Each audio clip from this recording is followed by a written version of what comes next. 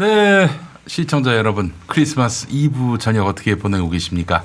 자, 오늘 크리스마스 이브 저녁에 꼼찰 청장은 참 무거운 마음으로 열게 됐습니다. 지난 주간에 저희가 정경심 교수의 1심 판결 일부 유죄로 나오지 않겠는가? 이거는 일부 유죄라고 말할 수 없는 어마어마한 형량이 나왔습니다. 오늘 그 이야기도 나눠보고요. 하여간 크리스마스 이브 행복한 마음으로 열지 못해서 너무 죄송합니다. 그래도 외치겠습니다. 메리 크리스마스. 두 분 메리 크리스마스. 메리 크리스마스. 네. 자, 우리 신유진 변호사님 어서 오세요. 안녕하세요. 자, 그리고 소재인 변호사님도 안녕하세요. 나오셨고요. 우리 저 장용진 아주경제사회부장님 그리고 김태현 아주경제 기자님 두 분은 정경심 교수 중형 선고로 낙담해가지고 종적을 감췄다는 건 이제 뻥이고 저희가 그 코로나19 때문에 오늘부터 이제 5인 이상 집합이 불가능해져가지고 네. 그래서 이제 이게 풀릴 때까지는 3인 체제로 이번 주에 이제 두 분 나오시고 다음 주에는 또 우리 장 기자님, 김 기자님 나오시는 걸로 해가지고 네. 저희도 이런 코로나19 방역 국면에서 협력을 하려고 마음 먹었습니다. 일단 뭐 정경심 교수가 징역 4년의 중형을 선고받고 법정 구속됐는데 이게 어떻습니까? 법률가의 관점으로 봤을 때 이 판결 나왔을 때 어떤 느낌이 드셨나요? 소재인 변호사님부터 한번. 일단 저희가 작년 9월부터 이 사건을 쭉 따라왔었는데요. 그렇죠. 예. 이 판결을 보고 처음 든 느낌은 물론 재판부의 판단을 존중해야 하겠지만 네. 유죄로 이미 결론을 내려놓은 상태에서 좀 자기적으로 이런저런 법리들을 좀 끼워 맞힌 것이 아닌가 이런 느낌을 지울 수 없는 그런 판결이었고 네. 이게 크게 보면은 이제 혐의는 16개지만 크게 네. 보면은 입시비리, 사모펀드 증거인멸 이렇게 세 부분으로 나뉘는 그렇죠. 건데 예, 예.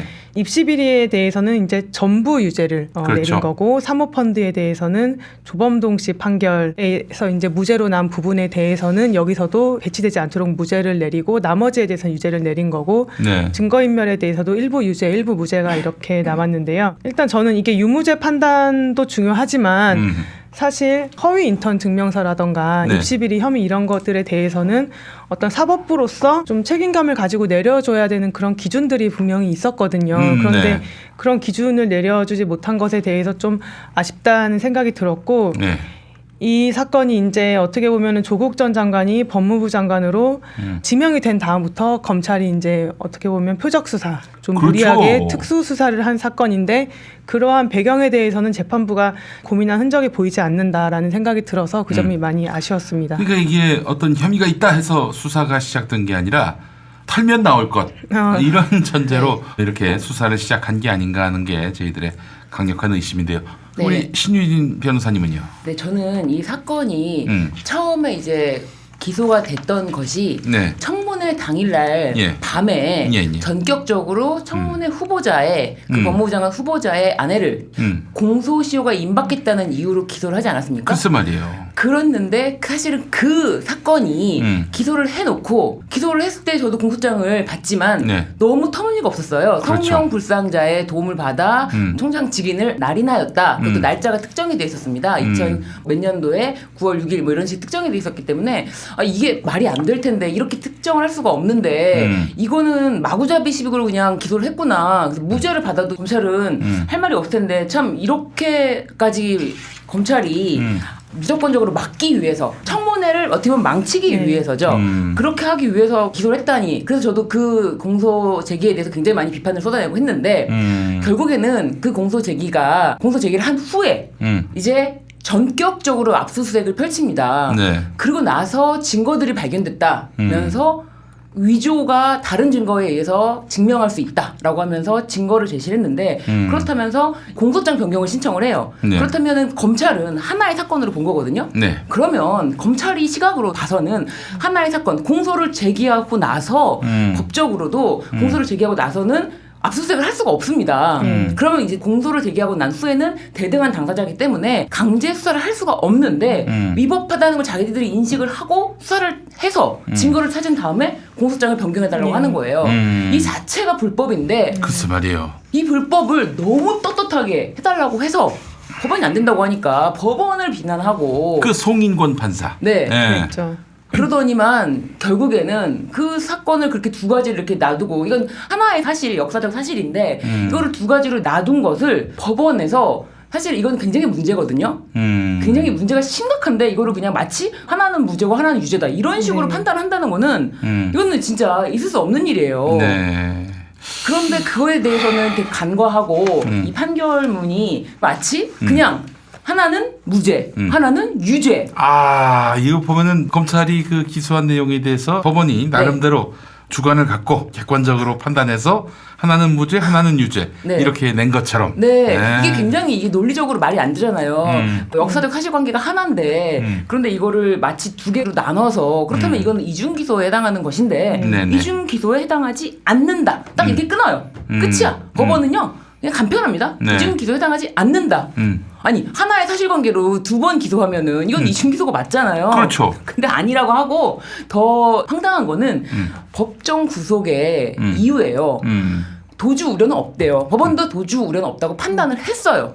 그런데 증거가 더 이상 나올 증거가 있나요? 모든 걸 압수수색해가지고 모든 증거를 검찰이 다 가져왔는데 증거 인멸의 우려가 있다는 식으로 참. 이게 법정 구속에 사유가 됩니까? 그리고 보석으로 나왔던 사람이 법정 구속되는 일이 없다고요. 그런데 이건 진짜 법원에서 한번 정말 맛 좀 봐라 이런 마음으로 하지 않고서는 4년이라는 그 중형과 법정 구속을 했다는 거는 전 정말 너무 충격을 받아가지고 법원에 대한 신뢰감이 툭 떨어지는. 아니 저는 사실 말이죠. 그 임정엽 판사가 왜 정경심 교수에 대해서 화를 내고 그렇게 분풀이를 했다는 이야기를 들을 정도로 터무니없는 판결을 내렸는지 이건 우리 시청자분들은 두 실력 있는 법률가가 이렇게 흥분하시니까 마음의 위로가 많이 되셨을 거예요.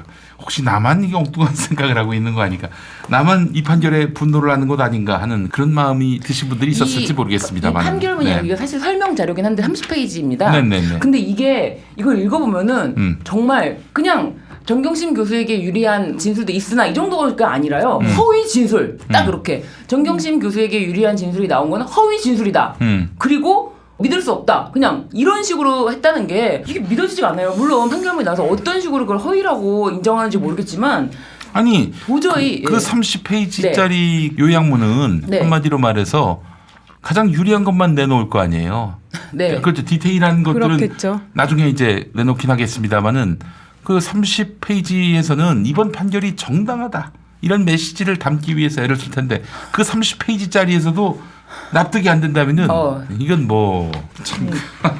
일단 이제 짚고 넘어가야 될 것은 그 공소장 변경이 있었잖아요. 표창장 위조 관련해서 이제 1차적으로 청문회 당일날 밤늦게 이제 공소 사실이 전혀 특정되지 않은, 나중에 보니까 전혀 사실과도 맞지 않았던 그 최초 공소장에 대해서 검찰이 송인건 판사가 이제 재판을 할 때 공소장 변경을 신청을 했다가 기각을 당한 적이 있었죠. 그때 이제 검사가 난리가 났었고 그다음에 아마 송인건 판사는 시민단체에서 직권남용죄로 고소도 당하고, 당시의 기사들을 보면 제가 예전에 한번 말씀을 드렸었는데 좌파 인사가 북을 찬양한 좌파 인사에 대해서 무죄 선고를 했다 이런 어떤 굉장히 자극적인 기사를 실기도 했었어요. 물론 그 판결 같은 경우는 대법원에서 이제 법리적으로 송인건 판사 판단이 맞다라고 이제 확정까지 해준 그 판결을 가지고 송인건 판사를 어떻게 보면 굉장히 언론으로 압박을 해서 그게 이제 지금 임정엽 판사로 바뀌게 된 계기가 되었죠.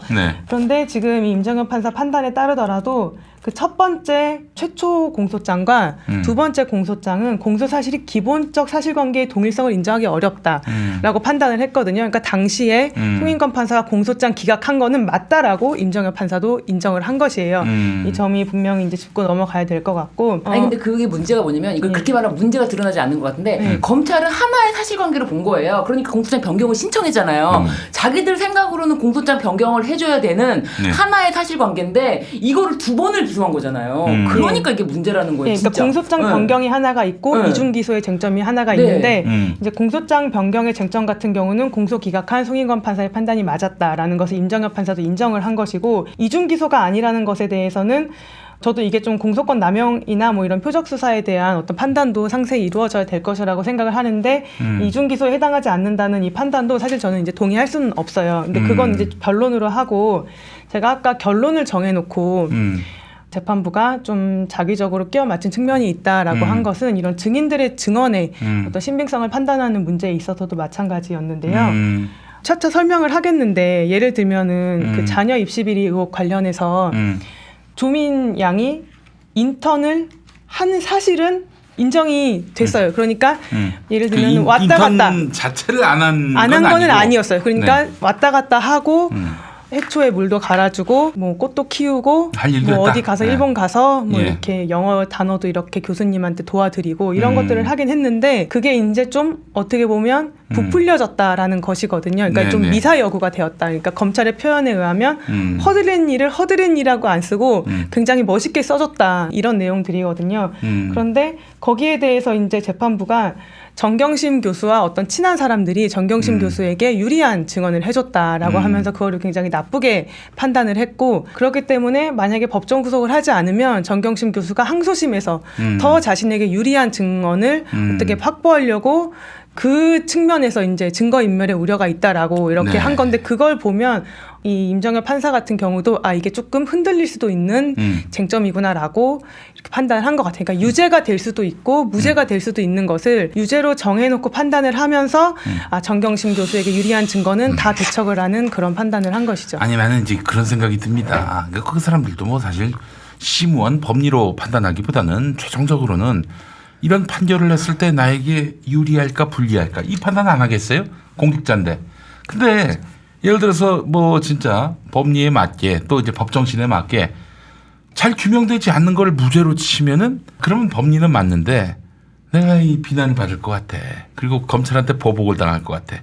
그러나 내가 또 그렇다고 해서 뭐 법리에 맞게 확인되지 않은 증거 갖고 유죄를 때려서는 안 된다. 이런 뭐 양심의 어떤 소리에 귀를 기울여서 무죄로 냈을 경우에는 나한테 이득이 없어. 그 비난만 받는 거야. 저 유죄로 냈을 경우에는 논란이야 있겠지만 뭐 까맣게 나오는 그 신문들이나 방송들에서 나를 욕할 것 같지 않아. 맞아요. 그러니까 맞습니다. 그 이익을 추구하다 보면은 당연히 정경심에 대해서 중형을 내리는 게 나에게는 이득이 된다. 그러니까 나는 이런 답답함이 있어요. 네. 아니 무슨 뭐 정경심 교수에 대해서 뭐 유죄인 사람을 무죄로 만들어 달라 이런 취지가 아니라 소신껏 네. 양심대로 판단할 수 있게 이 구조를 만들 필요는 없는가. 예컨대 이제 잘못 판단을 했을 경우 상급심에 가가지고 개망신당할 판결을 했을 경우 뭔가 불이익이 있으면은 과연 이런 판단을 내릴 수 있을까? 저는 이게 네. 제가 너무 어떻게 보면 그동안 네. 나이브하게 법원에 대한 판단에 대해서 너무 이제 그래도 정당하게 할 것이다. 아 이거 판사들이 어떤 분들인데 설마 이런 생각을 많이 했었어요, 사실은. 네. 그렇게 나이브한 생각을 했었고 더 중요한 거는 사실 이게 뭐 다른 걸 떠나서 허위다 아니다 사실 그 허위라고 볼 수 있는지에 대해서도 의문이지만 예를 들면 뭐 인턴 직무상 지금 수 변호사님 말씀하신 것처럼 그런 부분이 허위라고 볼 수 있는지 의문이지만 그렇다고 쳐도 이 증거를 확보한 과정에서 이게 어떤 거냐면은 그 동양대학교 강사 휴게실에 있는 PC 그 부분에 대해서는 조교한테 받았잖아요. 그런데 이게 지금 우리가 얼마 전에 불과 9월경인가 그때 이상훈 전 이장 삼성 노조와의 사건에서 똑같은 노트북에 대해서 이거는 영장에 기재되지 않은 거야 라고 하면서 위법 수집 증거니까 그거를 딱 빼니까 어머 무죄다. 야, 당신은 참 잘못을 많이 했는데 이거는 증거가 위법하게 수집돼서 무죄다 라고 판단을 했단 말이에요. 그렇기 때문에 그런 걸 봐서라도 그러니까 실체적인 내용이 유죄 무죄를 떠나서 이 위법 수집 증거라는 것이 바로 불과 9월 달에 나왔기 때문에 이것에 대해서 간과할 수가 없을 것이다. 이거를 가볍게 판단할 수가 없을 것이다 라고 생각을 해서 이 부분이 이제 증거가 와르륵 빠질 수밖에 없다. 네. 그 실체적으로 무죄가 되는 부분이 판단이 안 되는 거는 아쉬울 수도 있어도 그 부분에 대해서 판단을 해주면 좋겠지만 이거는 위법 수집 증거다라고 했는데 법원에서 여기서 또 그냥 위법 수집 증거 아니다. 이게 너무 황당한 것 같아요. 아, 지난번에 우리 저 김태영 기자가 네. 이 시간이 아니구나 딴 데서 네. 했던 얘기인데 위법 수집 증거가 네. 3개 다 네. 사모펀드도 네. 표창장도 네. 또 하나는 증거인멸 네. 이 부분도 다 그 위법 수집 증거이기 때문에 네. 위법 수집 증거만 보더라도 다 무죄로 판단할 수도 있다. 이렇게 얘기를 했거든요. 그러니까 삼성에 대해서는 그 위법 수집 증거가 엄격해. 이 절차를 어기면 이거는 위법하기 얄짤없이 시작한 그냥, 증거고 이건 안 돼. 이거는 유죄로 쓸 수 없는 증거가 돼버리고 삼성한테는.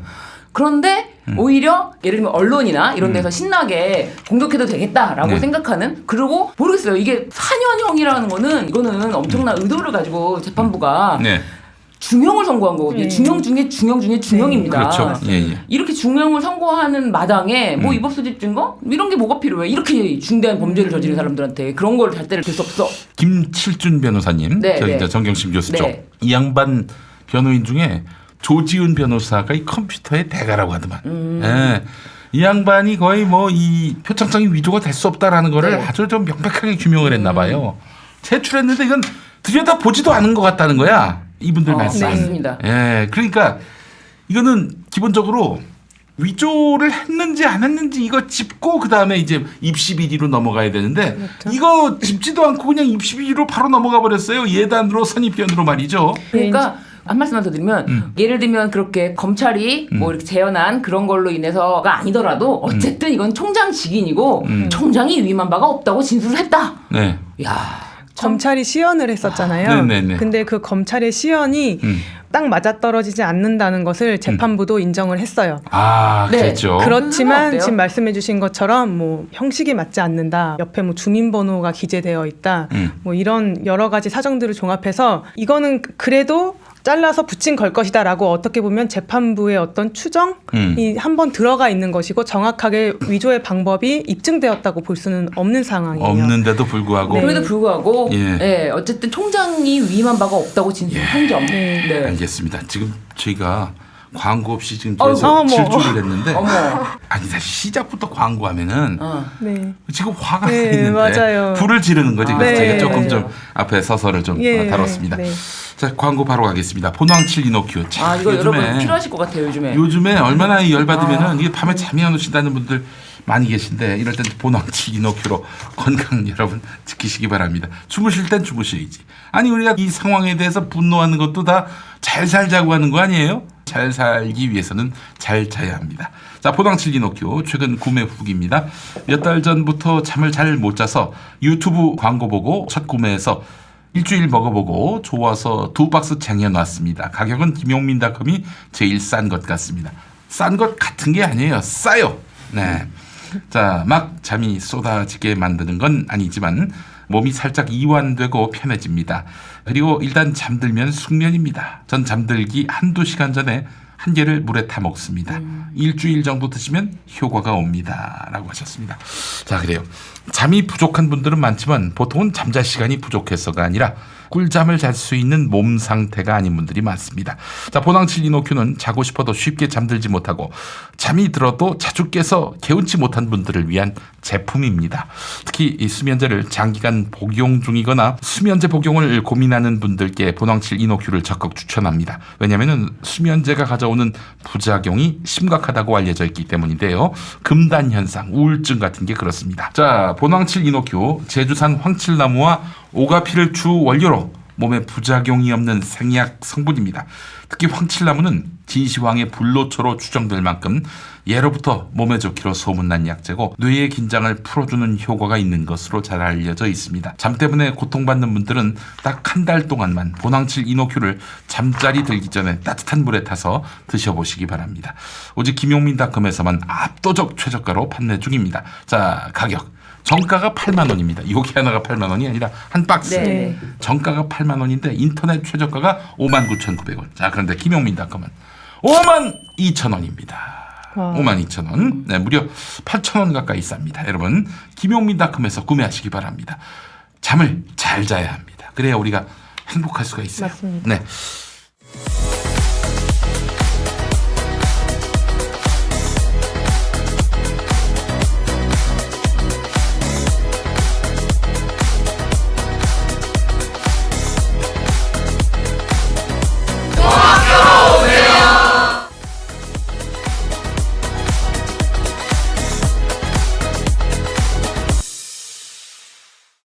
저는 이거는 사실은 뭐 법리하고는 무관한 부분인데 송인권 판사 사건도 있었고요. 네. 검찰이 완전히 그 대충 공소장을 짜고 야 맞아요. 너희들은 그 유죄 판결만 하면 돼. 네. 응? 딴 거 하지 말고 유죄 판결만 내라고. 네. 거의 이런 식으로 지금 공소 유지를 했었는데 네. 아니 재판에 임했는데 이에 대해서 판사들이 사법부가 일침을 가하면서 이따위 어처구니 없는 이런 공소장 갖다 버려 이런 최소한의 자존심을 좀 드러나는 계기로 삼지 않겠는가. 아무리 저 판사들이 사찰당해서 검찰 눈치를 보더라도 그런 생각이 있었는데 와 그냥 여지없이 그냥 뭐 그런 모든 기대를 다 깨버리네요. 아까 제가 말씀드린 것 중에 혹시 오해 소지가 있을까 봐서 송인권 판사가 공소장 변경을 기각한 것이 맞다라고 이 임정혁 판사가 판단을 이제 설시한 건 아니고 최초 공소사실과 두 번째 공소사실의 기본적 사실관계의 동일성을 인정하기 어렵다라고 판단을 한 것이거든요. 그러니까 이 말인 즉슨 송인권 판사의 그 판단이 맞았다. 왜냐하면 공소 기각 결정을 한 이유가 기본적 사실관계가 동일하지 않기 때문에 공소 기각을 한 거였기 그렇지. 때문에 예. 이것을 보면 그때 판단이 맞았다라고 이제 말씀을 드린 그러나 것입니다. 송인권 얘기는 네. 그러니까 그 전 공소장은 취소하라 이거 아닙니까? 네, 그렇죠. 임정혁의 네. 네. 의도는 뭐예요? 그러니까 그게 상관없다는 이제 거예요? 예. 그게 상관없다는 거예요. 그냥 이건 없다. 무죄로 하고 이거는 아니 이 자체가 엄청나게 문제인데. 네, 그랬죠. 만약에 이 사건의 어떤 배경, 만약에 조국 전 장관이 당시에 법무부 장관으로 지명되지 않았더라면, 그리고 인사청문회에서 사퇴하였더라면, 당일에 사퇴하였더라면, 아니면 뭐 중간에 언제라도 사퇴하였더라면 이 일은 일어나지 않았을 일들이에요. 사실은 이렇게까지 그러니까, 검찰이 수사할 일은 아닌데 지극히 이런 정치적인 판단을 했다는 거죠? 지극히 정치적인 수사 판단을 했는데 만약에 이 점에 대해서 조금이라도 임정혁 판사 재판부에서 고민을 했다면은 적어도 표창장에 대한 1차 기소에 대해서는 무죄가 아니라 공소 기각 판단을 했어야 된다라는 게 제 생각이에요. 왜냐면 이거는 검사가 공소권을 남용해서 잘못 기소한 것이기 때문이죠. 네. 네. 그래요. 아니 근데 너무 신기한 게 이게 5월 달에요. 정경심 교수가 구속이 아니라 이제 구속기간 만료로 네. 석방이 되셨는데 이때 재판부가 그랬어요. 이제 검찰이 이 사람은 중형이 선고될 위험이 있기 때문에 추가 구속 영장을 발부해서 이 사람을 계속 가둬줄 수 있게 해주세요라고 하니까 재판부가 아무래도 지금 뭐 도주할 우려가 없고 그리고 표창장 위조 뭐 이런 것에 대해서는 이미 모든 증거 조사가 완료돼서 증거 인멸 가능성이 없다. 그래서 추가 구속 영장을 발부하지 않았거든요. 그런데 이번에 다시 법정 구속을 시켜야 되니까 법정 구속이 된 사유 중에 가장 큰 게 이거는 참 범죄 사실과도 관계없는 이 노트북 가방을 김경록 PB가 갖다 줬는데 노트북 가방을 갖다 줬다고 했어요.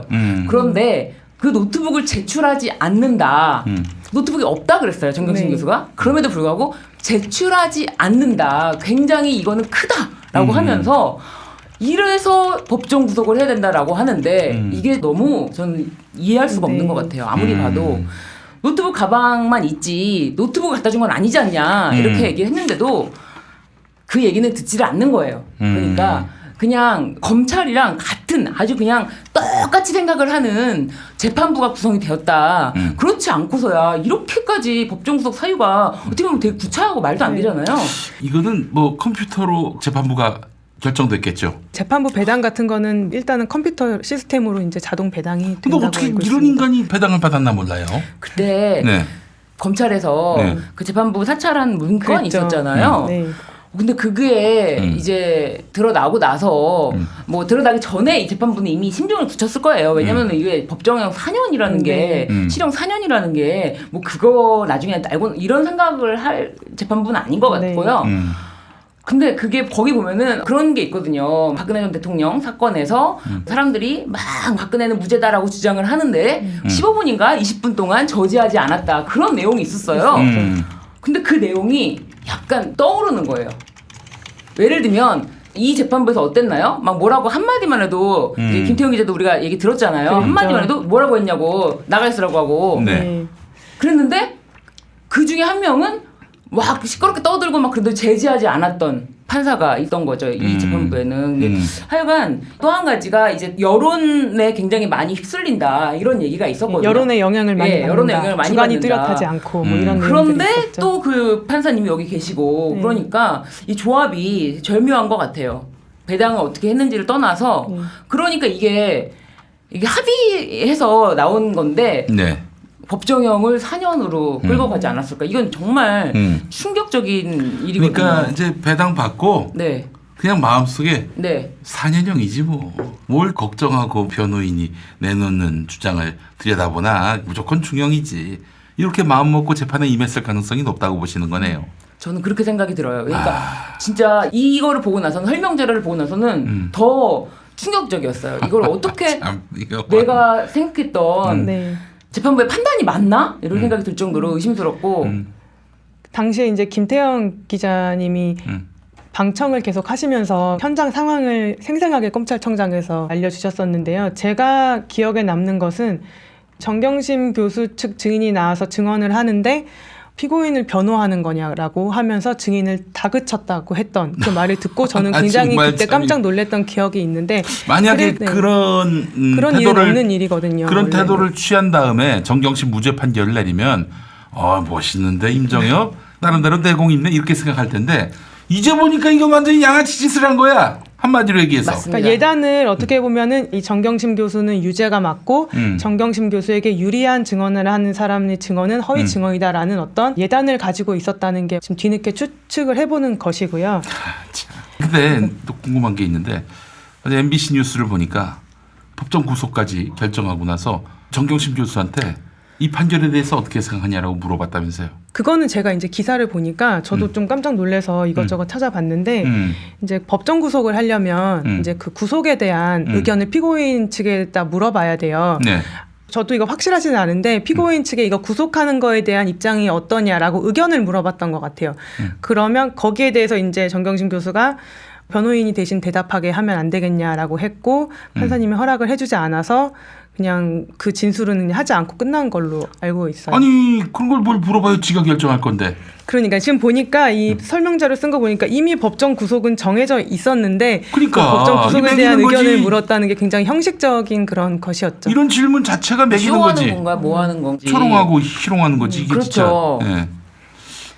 나참 참, 원 네. 세상에 이런 경우가 다 있나 싶어요. 아니 저는 지난번에 그 판사회의 때 이 판사 사찰과 관련해서는 뭐 재판에 영향을 미칠 수 있기 때문에 우리 모두 조용히 하자. 문제 삼지 말자.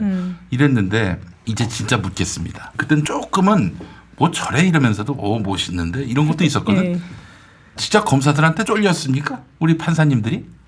이 재판부가 뿐만 아니라 그 판사회의까지. 아니 이러면 진짜 근데 이게 그거는- 판사사회가 들고 일어나가지고 이런 미친놈들 어떻게 이럴 수가 있냐라면서 다시를 대가리 박아라 뭐 이러는 차원에서라도 반발을 했어야 되는데 아니 여기서는 이렇게 이성적인 태도를 취하고 그래서 정경심 판결에 있어서는 판사 사찰에 뭐라고 나왔습니까? 임정협이 뭐 뚜렷한 소신은 없고 여론에 휘둘린다. 아니 이런 모욕적인 발언을 듣고도 정말 마음에 열받는 게 1도 없는 겁니까? 왜 그렇게 이런 것들에 대해서 심드렁하게 여기는 건지 참 이해를 할 수가 없어요. 근데 제가 친한 판사 하는 친구들이랑도 얘기를 하지만 경력이 이제 오래된 지금 더 오래됐지만 그 옛날에 이제 얘기를 하는데 형사 단독 때 자기가 이제 검찰이 너무 무성의하고 뭐 공소장도 엉망이고 그런 점에 대해서 이제 법정에서 대놓고 지적을 계속 했는데 자기가 이제 단독을 하다 보니까 왜 이렇게 무성의하게 하는 것인가 그래서 잘못한 것도 너무 많고 그래서 그거를 이제 일일이 지적을 다 했다고 해요. 네. 그러니까 어느 날 법원장이 불러가지고 진짜, 진짜요? 예, 검찰, 그러니까 자기 단독 재판이기 때문에 뭐 법원장이 알 수가 할 수 없는데 없죠, 그거는. 그거를 그 공판 검사가 바로 판사한테 다이렉트로 말할 수는 없으니까 자기네 검찰청에 얘기를 했겠죠. 그러니까 이제 법원장이 그 위에서 그렇게 검찰을 대놓고 모욕을 주거나 그런 식으로 이제 지적을 하면은 큰일 난다. 조심해라. 오히려 법원장이 이 판사에게 검찰을 대놓고 공격하는 스탠스를 취하지 말아라. 어떤 상황에서도 이런 얘기를 했다는 거예요. 법원의 분위기가 그렇다는 거예요. 이 검찰 조직 자체를 우습게 볼 수가 없다. 근데 그 얘기가 저는 그냥 단순한 얘기라고 생각하지 않고요. 그게 그만큼 검찰은 자기가 지금 뭔가 잘못한 것에 대해서 법원에서의 문제가 있어서 지적을 받았으면 야 이건 내가 이렇게 하면 안 되겠구나라는 생각을 하는 게 아니라 어디서 저 판사 나분에 날 지적하지? 올라가는 거예요. 그래서 오히려 공격을 당하게 내려와서 네. 야 근데 그 친구뿐만 아니라 그런 얘기가 종종 있었는데 서규 변호사님도 그 얘기를 하시고 그래서 판사들이 기본적으로 검찰 조직에 대해서 두려움을 갖고 있는 거는 맞다. 근데 이 판결은 그나마도 두려움을 갖고 쓴 것이 아니고 자신들의 입장이 편향적이면 그런 거 있잖아요. 토론이라는 것도 마찬가지지만 얘기를 들으러 나오는 게 아니고 예를 들면 정경심 교수의 유리한 증언이라든지 이런 걸 들으려고 하는 게 아니고 저건 듣지 않아도 다 거짓말 하는 거야. 이거 피고인을 위해서 다 허위로 지금 도와주려고 하는 거야. 라고 안 들어버리면은 이렇게 나올 수가 있는 것 같아요. 그러니까 아예 이쪽은 뭐 두려움을 갖고 썼다고 하기에는 너무나 커요. 두려워서 4년은 너무 크잖아요. 그렇지. 네, 저는 네. 그리고 오늘 이제 윤석열 총장에 대한 징계 가처분 사건이 지금 2차로 심리가 지금 진행되고 있을 것으로 생각이 되는데요. 그래도 오늘 이제 결정이 어떻게 나는지도 한번 보고 싶고요. 오늘 결정은 날 아, 거예요. 오늘은 안 날 거예요. 네. 오늘은 안 날 가능성이 크고 아마 뭐 다음 주나 뭐 연말 정도 나지 않을까 생각이 드는데 우리 그 이야기 들어가기 전에 네. 단언컨대 두 분은 어떻게 나올 것 같으세요? 그 결과가. 이거는 법원이 만약에 여기서 집행정지를 받아들이는 거는 그거는 법원이 다 그것도 심지어 이거는 집행정지 가처분에 대한 거란 말이에요. 그런데 여기서 2개월인데 가처분을 받아주면은 이거는 대통령의 징계 그 사법부가 행정부의 모든 거를 다 감나라 배나라 할 수가 있다라고 해서 이건 안 된다. 그럴 일이 있어서는 안 된다라고 생각합니다. 진짜. 네, 그래요. 저도 뭐 이번 사건은 집행정지 신청이 기각되어야 하는 그런 내용이라고 생각이 들고 이게 지금 제가 정경심 사건 판결문 설명이 아직 반도 안 한 거예요. 지금 한 잠깐만. 근데 그러면 네. 그 네. 얘기도 네. 뭐 오늘 결론은 안 나니까 뭐 네. 그 얘기는 길게 할 것도 없는데 내가 네. 한마디만 하겠습니다. 네. 통상의 이런 징계 결과에 대해서 네. 도저히 동의할 수가 없어서 이것과 관련해 가지고 이제 정직 2개월 징계에 불복해서 제기한 집행정지 신청 2차 신문 네, 오늘 네, 네, 네. 있었던 건데 이게 2차까지 갈 일인가 그런 생각이 들고요. 이 윤석열이기 때문에 이렇게 맞습니다. 열심히 봐주고 3차까지 가는 건 아닌지 맞습니다. 어? 그런 생각도 들고 말이죠. 이거 보면서 참 우리 사회가 윤석열한테 절절맨다. 아니 그리고 모양새가 너무 웃기잖아요. 대한민국 대통령께서 사인하신 징계안인데 지금 하급심 가서 결제 맡고 있는 거 아닙니까? 솔직히 그러니까요. 얘기해서. 아니 모양새가 너무 웃겨. 네. 뭐야 이게 도대체. 만약에 이렇게 해서 집행정지가 인용되면은 대통령의 모든 처분이 다 사법부로 판단이 가서 뒤집힐 수 있다. 그럼 나라가 이게 제대로 되겠습니까? 그렇죠.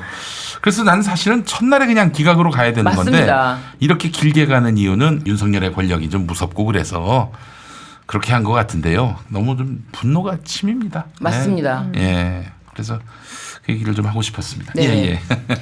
그리고 첫 직무 배제에서 집행정지가 인용이 됐을 때도 굉장히 많은 분들이 막 좌절감, 실망감, 너무나 큰 이제 고통을 받았는데 모르겠어요. 제가 방송을 하면서 더 그런지 모르겠지만 제가 더 막 기죽어 있다거나 뭐 너무 크게 좌절감 갖고 있는 모습을 보여드리면은 안 될 것 같아서 오히려 이제 조금은 본안 판단이 남았다. 아직 본안 징계가 남았다라고 이제 말씀드린 것도 있는데 이번 만약에 여기서 가처분해서 여기서 인용이 나오면은 이거는 있을 수 없는 일인 것 같아요. 진짜. 네, 진짜. 저도 예, 동감이고요.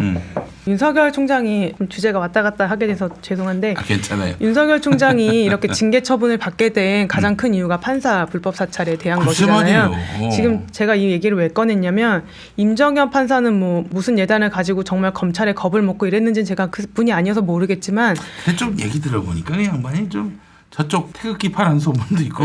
네. 그러니까 뭐 여러 가지 뭐 이유가 있겠죠. 집회할 때도 거기 다만 법원은 이제 법관은 개개인이 이제 헌법상 기관으로서 개개인이 각자의 양심에 따라서 헌법과 법률에 따라서 판단을 하는 그런 독립적인 기관인 거는 맞고요. 그 판사 불법 사찰 문건이 징계 중에 가장 큰 원인이 된 것인데 판사도 사람이기 때문에 어떤 언론이나 이런 데는 영향을 받는다는 거는 뭐 이미 알려져 있는 통계적으로 나와 있는 그런 내용이거든요.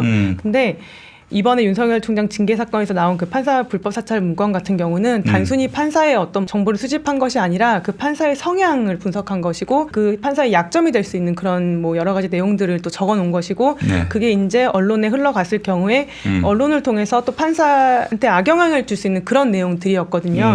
그렇기 때문에 징계위원들도 판단을 할 때 어떤 내용을 썼냐면 판사들이 이런 위험을 감수하고 본인이 맞다고 생각하는 옳다고 생각하는 판단을 하기 위해서 좀 더 용기를 내야 되는 그런 상황에 처하게 한 것은 정말 검찰총장으로서는 해서는 안 될 일이었다. 그렇지. 이것은 정말 사법부의 독립을 흔든 행위였거든요. 그렇기 네. 때문에 이런 점들이 이제 이번 징계 뭐 가처분 사건에서 이제 반영이 되겠죠. 제가 이 얘기를 왜 드렸냐면 전국 판사 회의가 열렸을 때 이게 대외적으로 어떻게 보면 이게 뭐 판사들의 의견으로 대외적으로 표출이 되지는 않았지만 저는 사실 그게 맞다고 생각을 했어요. 아쉽긴 하지만 어쩔 수 없는 선택이었다. 다만 그 안에서 이거 불법 사찰 문건이 옳다라고 말한 판사는 한 명도 없었고 이거 문제 없다라고 말한 판사도 한 명도 없었다고 보도가 됐어요.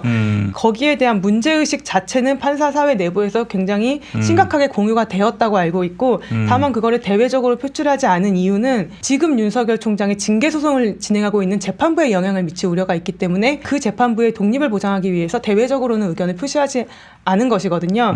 그렇기 때문에 이번 그 윤석열 총장의 징계 사건을 담당하고 있는 가처분 재판부나 본안 재판부 같은 경우에는 이 부분을 좀 더 심도 있게 논의를 할 수 있을 거라고 생각이 들고 그다음에 가처분 신문기일은 보통은 한 번 잡혀요. 그게 맞아요. 저도 가처분 신문기일은 그냥 한 번 잡히는 거라고 제가 그렇게 생각을 하고 있거든요. 근데 두 번이 잡힌 거는 어떻게 보면은 지금 뭐 윤석열 총장에 대한 황제 징계라고 불리는 그런 것 중에 일환이 아닌가 뭐 이런 생각은 듭니다. 그래요. 참 이런 징계 결과를 보면은 이거는 정말 이게 그 법무부에 의해서 들추어졌을 때는 너무 쪽팔리고 죄송하고 민망해서 저 같으면 바로 사표를 낼 것 같아요.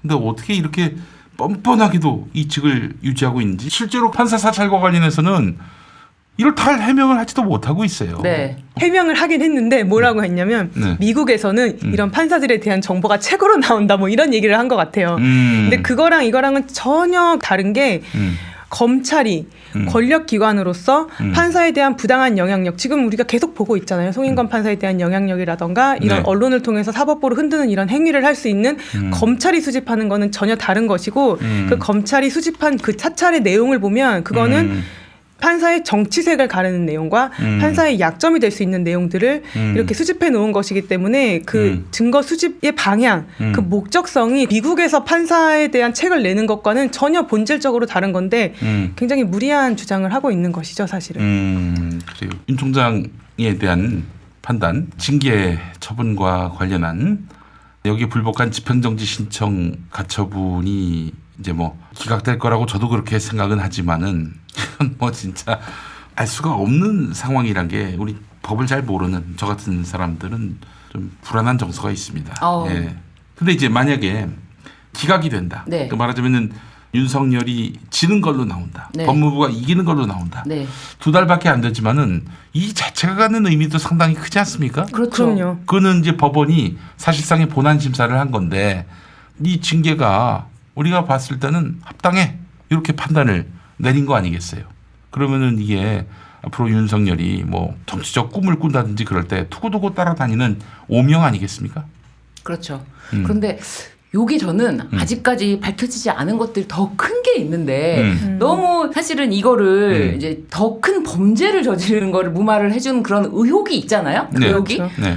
그런데 이거 판사 사찰 자체가 범죄가 된다고 하더라도 이것만 가지고 이 사람의 모든 정치 생명이라든지 이게 끝장을 내기에는 아직은 더 의혹들이 남아 있어서 그런 의혹들이 밝혀지는 게 검증이 돼야 되잖아요. 예를 들면 정치를 한다든지 뭘 하려면 그렇죠. 그런 검증 과정에서 오히려 통과하지 못하지 않을까 그런 생각이 들어요. 네. 그리고 이제 가처분 사건에서 쟁점이 되는 것 중에 하나가 이제 회복할 수 없는 손해가 윤 총장에게 발생하는지 그 부분도 이제 그게 사실 굉장히 중요한 쟁점으로 판단이 될 건데 네네. 이제 윤 총장 측에서는 이렇게 주장을 하는 것 같아요. 만약에 지금 윤 총장이 복귀하지 않으면 월성 원전 수사가 어그러질 우려가 있다. 뭐 이런 식으로 얘기를 하는 것 같은데 그게 무슨 말입니까? 그게 합당한 말이에요. 아니, 아니 그 검사들은 뭐 그러면 윤 총장 지시가 없으면 뭐 아무 수사도 못하고 뭐 그런다는 겁니까? 그러지는 않죠. 그리고 이제 윤석열 총장의 징계 사유 중에 하나가 정치적 중립 의무를 위반했다는 것이거든요.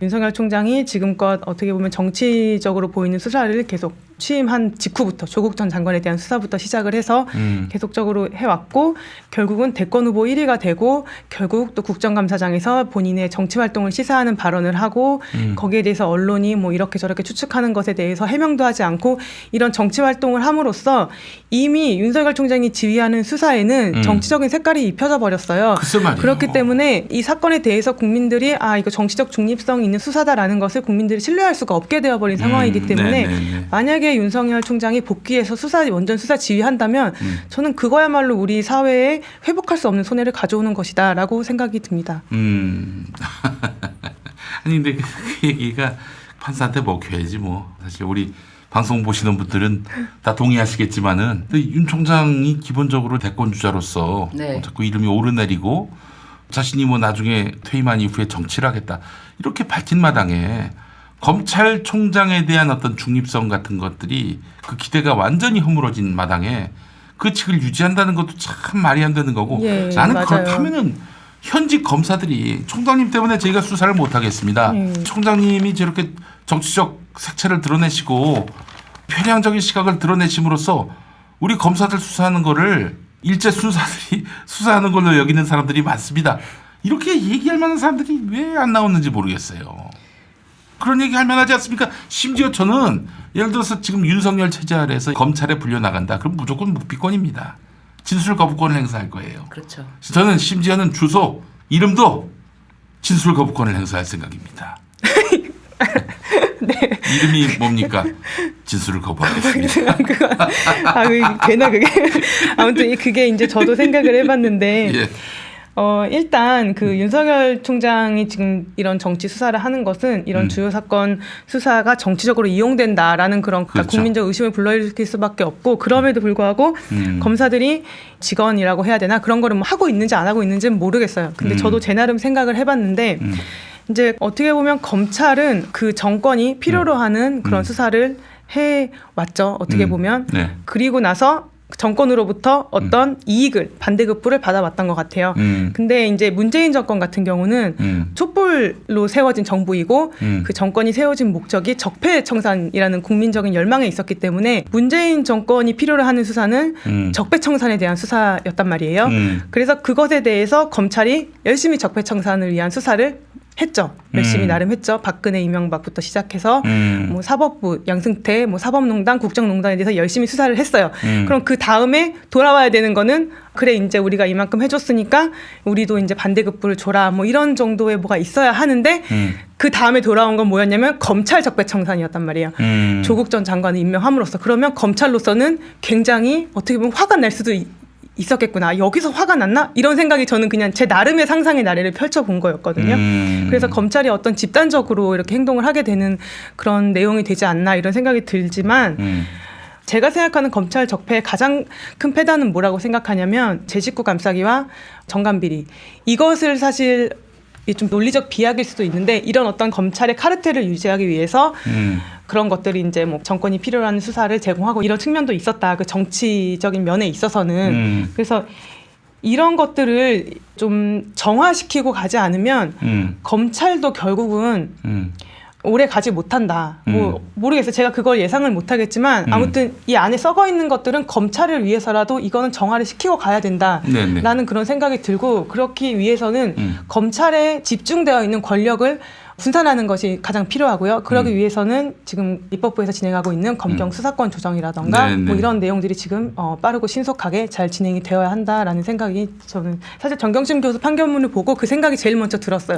검찰이 실력이 좋구나. 이렇게 정말 어떤 한 가족의 일생을 정말 인생을 권력 수사라고 하면서 교수 시절부터 탈탈 털어서 온 가족 3대를 이런 식으로 수사를 해가지고 유죄 판결까지 징역 4년에 법정 구속이 나오기까지 할 수 있는 정도에 이르를 정도로 그 특수부 검사들이라던가 정말 실력이 좋구나. 하지만 이 검사들의 이 위험한 칼이 정말 어떤 기준 없이 휘둘러질 때 이건 정말 사회에 너무 위험하다라는 그런 생각이 들어서 여기에 대해서는 하루속히 어떤 검찰의 수사권이라던가 뭐 기소 재량이라던가 이런 것들에 대한 규제하는 그런 장치들이 빨리 마련이 되었으면 좋겠고 정경심 교수 변호인이 이제 나와서 제일 처음에 인터뷰한 내용을 보니까 정말 그 얼굴에서 그 당혹스러움을 지우지 못하고 계시더라고요. 너무 당혹스럽다. 앞으로 항소심에서 이제 차근차근 다시 다투어 나가겠다라고 하셨는데 저도 차근차근 잘 다퉈 나가셨으면 좋겠고 사실 이것이 이제 조국 전 장관이 만약에 법무부 장관이 아니었다면 정말 그냥 이거는 뭐 수사가 될 일도 아니었고 이런 것이었기 때문에 그러니까 제가 사실 법원으로부터 기대하였던 기준은 이거였어요. 지금 입시 비리가 가장 크게 문제가 어떻게 보면 되고 있는 것인데 예를 들면은 공주대 인턴 같은 경우 조민 양이 행동을 한 건 맞단 말이에요. 네. 공주대 인턴 활동을 하면서 뭐 물을 갈아줬다던가 뭐 이런 것들 활동을 한 게 있는데 키스트에서도 분명히 나가서 뭔가 일을 했단 말이에요. 왔다 네. 갔다 했단 말이에요. 그러면 거기에 대해서 내용을 조금 잘 써주고 이 학생이 정말 열심히 뭔가를 했다라고 써주고 시간을 좀 부풀렸다 뭐 이게 진짜 너무 애매한 거예요. 이게 비난을 받을 수는 있어요. 왜 이거 이렇게 1시간 했는데 2시간 했다고 썼어 라고 뭐라고 할 수는 있는데 이게 과연 형사처벌을 받을 내용인가. 저는 여기에 대한 기준을 조금이라도 고민을 해서 내려주기를 기다리고 있었는데 거기에 대한 기준은 정말 1도 안 나온 것 같고 그 다음에 증거 능력에 대해서 제가 또 기다리고 있었던 결정 내용은 뭐였냐면 강사 휴게실에서 나온 그 PC의 증거 능력이 있는지 거기에 대해서 좀 제대로 된 판단을 내려주기를 바랬었는데 아니